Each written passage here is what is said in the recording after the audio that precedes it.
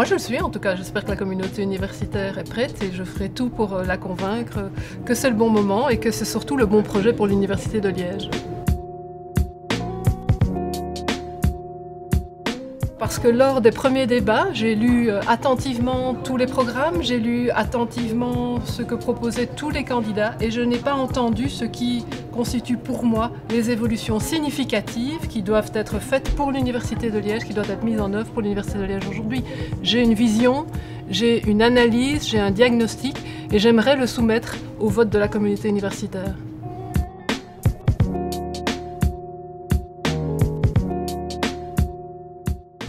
Il y a des traditions à l'université. Il y avait une tradition qui durait depuis longtemps, c'était que le candidat recteur, puisque ça fait 200 ans que ce sont des candidats recteurs, était en quelque sorte coaché dans un premier temps par le recteur en place.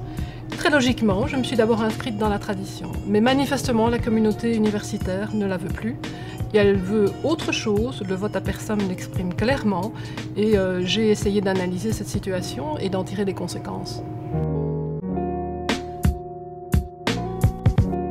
Non, pas du tout. Je pense qu'il y a 180 professeurs ordinaires qui sont éligibles aux fonctions de vice-recteur et vice-rectrice. Par contre, le sens du débat électoral, le sens de l'élection du recteur ou de la rectrice, c'est de choisir une personne porteuse d'un projet. Et l'équipe vient après, l'équipe vient pour porter ce projet. L'équipe n'est pas là pour aller chercher des voix dans les facultés, l'équipe est là après pour mettre en œuvre un choix qui a été posé par la communauté universitaire dans son entièreté. Non, puisque précisément mon projet consiste à réellement associer l'ensemble des acteurs à une transformation. Le projet que je porte ne peut être réalisé sans l'adhésion et la participation de l'ensemble de la communauté universitaire. Un recteur, ce n'est pas un chef d'entreprise, ce n'est pas le Messie, ce n'est pas Dieu, c'est juste une personne qui essaye d'écouter une communauté qui a besoin et envie de changement.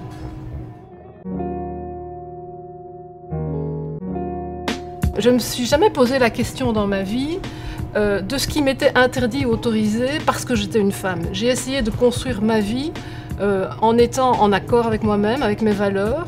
Donc oui, de fait, je suis une femme, mais je pense que ce n'est pas le sujet. Le sujet, c'est ce que je porte comme valeur et comme projet.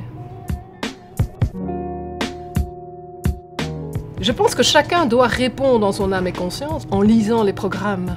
Nous ne sommes pas en train de faire de la communication, nous ne sommes pas en train d'essayer de nous vendre, nous, de faire notre autopromotion. Les personnes, dans ce qu'elles portent, sont importantes, mais ce qui est prévu dans les programmes, c'est précisément ça qui est important pour la communauté universitaire, parce que c'est vraiment notre nouvelle manière de fonctionner qui est en jeu. Comment nous améliorer, comment éviter de tomber dans les pièges dans lesquels nous sommes tombés plusieurs fois, c'est ça l'important.